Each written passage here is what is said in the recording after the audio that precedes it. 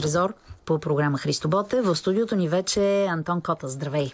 Здравей, винаги е много приятно. Също и на мен ми е приятно да гостуваш, и то поводите са два. Не само нова песен, както беше при предишното ти гостуване, а и концерт. Нека обаче преди да си поговорим за тях, поговорим малко за това как се развива твоята кариера музикална, макар че ти си едва 16 годишен.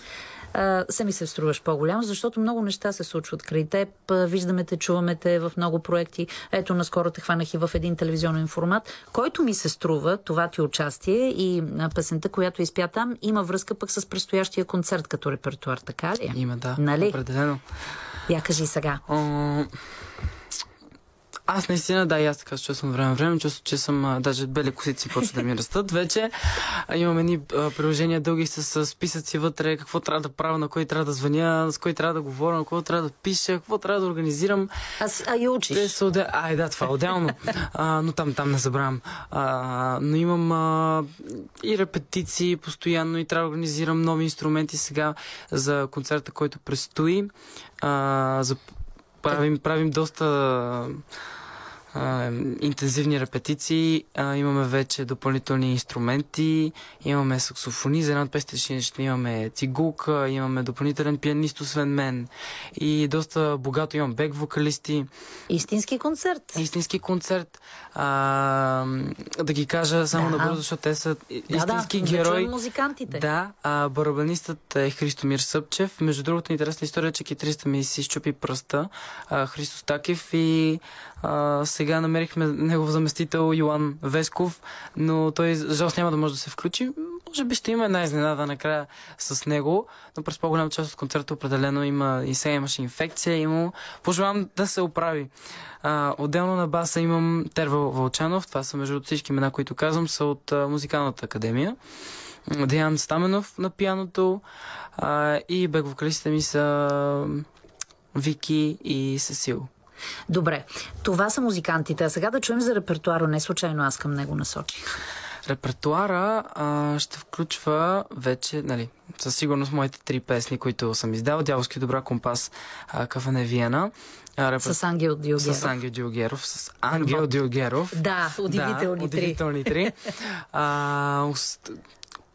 Не се стремя да бъда към една епоха, нали, да бъде само стара и ретро музика, въпреки че имаме много Елвис, Франк Синатра, с това, за което говорихме в телевизионни формати, Чак Бери и така нататък и подобни, но имаме от другата страна имаме Ед Ширън, имаме Роби Уилямс, имаме Еми Уайнхаус. Добре, а всички ли ще бъдат в стила на миналия век, на средата на миналия век или не? Ние си ги правим по един наш начин, който си е по един мой начин, който си е Антон Котосовия начин, и той е доста по-енергичен и жив. Защото, каквото да си говорим, старите парчета, класическите парчета от 50-те години не са въобще толкова експлозивни, те са много готини, но ние ги правим, тя ги модернизираме, като ги правим малко по-избухливи, малко по-зареждащи с енергия.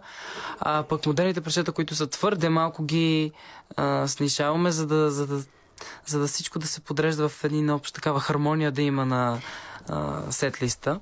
Ти си един вид музикалния продуцент, ти решаваш звученето, да не казвам аранжимента, защото явно всички заедно създавате. Реално да, аз съм този, който най-малко разбира музикално, защото аз нито учих музикално училище, нито нищо, а всичките знаят музикално и си говорят на пабе, мол си, не знам си какво, аз викам хубаво, да, но нека да звучи тан, и те казват, добре, значи тервалка, слушай сега, си на бемол, такова, нали това искаш? Да, това искам, да. Добре, важното е, че се разбирате, да. Отделно, тази неделя, която сега мина, пях в арената и беше жестоко, и пях Кафене Виена и пях новият ти сингъл, да чуят тези песни, които са мои, да ги чуя на такава голяма сцена пред 10 000 човека, беше доста завладяващо. Така е, наистина. Ти участваш с много големи имена от българската музика, но не само от българската. Ти, нека да кажем, че Антон Кота се познато име не само от българската музикална сцена, но участваш и в филмови продукции. Американски продукции, да, още... Сега доста време не съм Наблягаш на музиката. Наблягам на музиката, да, в последните години, но със сигурност много обожавам киното. Ако ми излезе възможност, веднага бих я гръмнал. Да. Имаш още време. На 16 години си имаш. Да, часовника 11:45. Можеш да решиш още няколко години, за да решиш на къде точно ще поемеш, към киното или към музиката. Но винаги и двете ще присъстват в твоя творчески път и не само творчески, най-вероятно, както виждам, защото за 16 годишен много сериозно и много професионално, макар че нямаш музикално образование, подхождаш и работиш в сферата на музиката. Поне за нея мога да твърдя аз. То, когато наистина ми харесва, особено, например, Кафене Виана, я написах, докато бяхме на почивка в Корея. Пътухме към границата с Северна Корея, видяхме контраста между цивилизацията, между тиранията и това ме вдъхнови да напиша песен като Кафене Виана с такъв дълбок текст, който е за разрухата и така нататък. И реално, когато се стремя към това да създавам музика, която ми харесва и съм ударен на това, дали имаш музикално образование или не е от особено значение. Има вече особено значение в това, когато създаваш и композираш, нали? Но и там се оправям. Освен това, музикалното образование идва с големи имена, с които работиш и от които се учиш. И ти последните години правиш точно това. Да. Ето, Ангел Дюгеров е безотказно до теб, плътно в твоите музикални проекти. Слава Богу, без него не знам какво бих правил, защото той ми е дал много и продължава да ми дава и се надявам, че ще ми дава още. Ето, той е един страхотен учител, да не говорим за останалите, с които взаимодействаш. И така, текста на Кафене Виена е твой, на Антон Кота, с музиката на Ангел Дюгеров. Да. Музиката е обща. Обща, да. Значи при теб дойде и текст и музика. Музиката дойде малко след нашето запознанство, т.е. преди повече от година и нещо. Тогава го измислих, но го оставихме за малко по-нататък, след като издадем тези парчета, които са по-танцовални и така нататък. И вече пуснахме трета песен Балада. И първо написах любовен текст и след това си казах не е това. Ще изхъбя хубавата мелодия и си казах да е нещо друго. И измислих нещо друго. И мисля, че стана много яко и мисля, че Ангел супер много му хареса. А финалният резултат стана просто много, много емоционално и много въздействащо. След малко ще го чуем. И преди вече да пуснем и песента Кафене Виена, още веднъж за концерта на 2 ноември. Тогава разбрах, че и видеото към Кафене Виена ще бъде представено. Да, видеото към Кафене Виена, режисьор е същия, Сергей Желеско, с който взехме първите два клипа на първите ми две песни. Този клип е доста понеже песента го изисква. Песента е използвали сме много архивни кадри, исторически. Ще видите и чуете за какво става въпрос, след като излезе на 2 ноември. Концертът ще е в Joy Station. Ще участват между другото най-малките деца в 2, 3, 4 клас, които са от моето училище, съм ги поканил. Учителя по музика в нашето училище ги дирижира. Вчера им бяха на репетиции. Просто съм много сладко и много хубаво. С тях ще започне с цялото изпълнение, с вълшебно изпълнение. На сцената с мен ще се качат Томас Здравков, Дани Яни, солиста от хора на Софийската опера, Кирил Марков, Филип Донков, Любо Киров е обещал също да ме подкрепи, Васил Найденов е обещал да дойде. Сериозно, всички тези имена? И така, да. Браво. Ето, още учители твои. Още учители, всеки един от тях е учител за мен. И така. И ще правим много интересни версии на Лучено Павароти и Ед Ширан. Има една версия на Perfect, която всъщност с нея ще направим с Кирил Марков, солиста на Софийската опера. Така че... Ще бъде интересно. Търпение. Наистина. Да. Успех ти пожелавам, Антон. Наистина. Благодаря много. И те очаквам и с новите ти песни и всякакви нови проекти тук в студиото. Благодаря много и благодаря от сърце на БНР, че са до мен и че... Песните ти влизат в БНР Топ 20. Топ 20 и най-малкото това, че винаги се чувствам прият тук и винаги е много готина, така че благодаря. Защото правиш хубава музика. Така че разчитаме на теб за още такава. Благодаря и успех. Антон Кота си най-новата му песен Кафене Виена.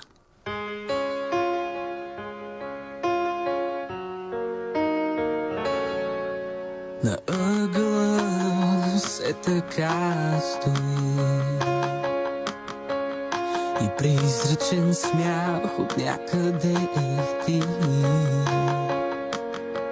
Замръзнали дни, споменът горчи очи, а светът навън бе хаос и войни.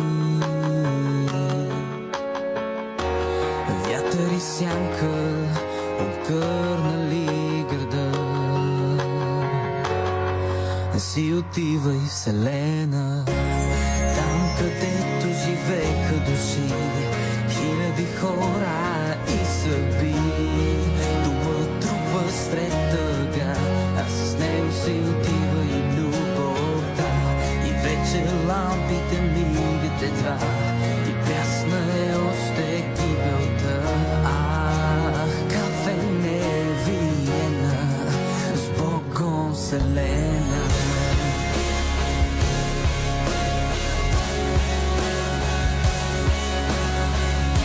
Там често пребиваваше самотен поет. За него казваха, че не е напълно вред. Но нека ви кажа, че след 10 години той ще да бъде писател на 20 книги. Вятър и сянка обгърнали града. Не си отивай, вселена, там където живееха души, хиляди хора и съдби. Дума трупа сред тъга, с него си отива и любовта. И вече лампите мигат едва, и прясна е още гибелта. Кафене Виена, с Богом вселена.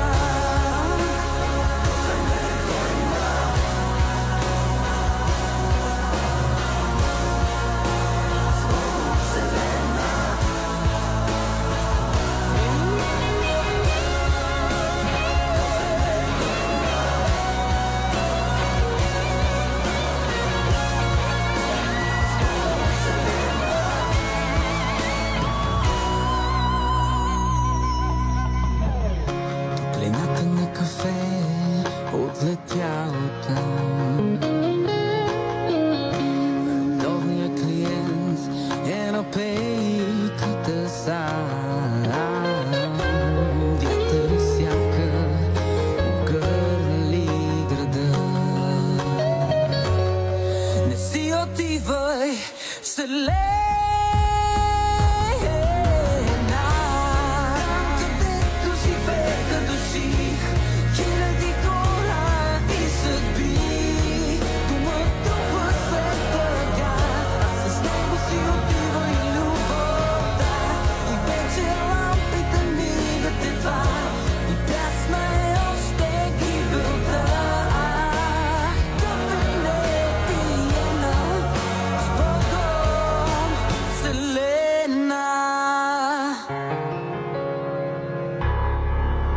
Кафене Виена, най-новия сингъл на младия Антон Котас беше това.